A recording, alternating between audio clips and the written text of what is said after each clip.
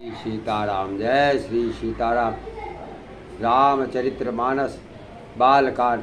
यह सुंदर मानस सरोवर की कन्या सरयू नदी बड़ी पवित्र है और कलयुग के छोटे बड़े पाप रूपी तिनकों और वृक्षों को जड़ से उखाड़ फेंकने वाली है। तीनों प्रकार के श्रोताओं का समाज ही इस नदी के दोनों किनारों पर बसे हुए पूर्वी गांव और नगर हैं और संतों की सभाएं सब सुंदर मंगलों की जड़ अनुपम अयोध्या जी हैं।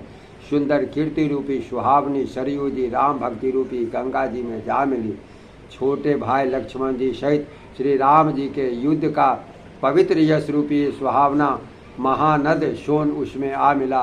दोनों के बीच ऐसी भक्ति रूपी गंगा जी की धारा ज्ञान और वैराग्य सहित शोभित हो रही है। ऐसी तीनों तापों को डराने वाली यह त्रिमोहानी नदी राम स्वरूप रूपी समुद्र की ओर जा रही है।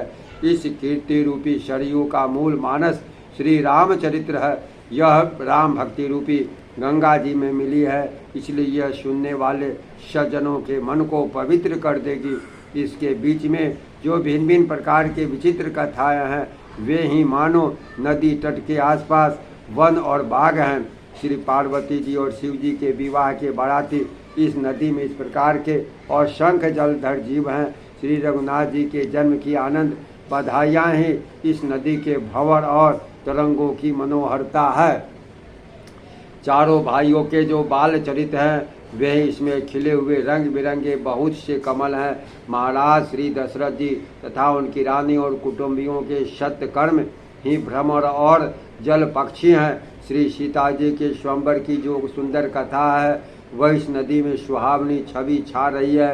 अनेकों सुंदर विचारपूर्ण प्रश्न ही इस नदी की नावें हैं और उनके विवेक युक्त उत्तर ही चतुर केवट है। इस कथा को सुनकर पीछे जो आपस में चर्चा होती है वह इस नदी के सहारे सहारे चलने वाले यात्रियों का समाज शोभा पा रहा है। परशुराम जी का क्रोध इस नदी की भयानक धारा है और श्री रामचंद्र जी के श्रेष्ठ वचन ही सुंदर बंधे हुए घाट हैं। जय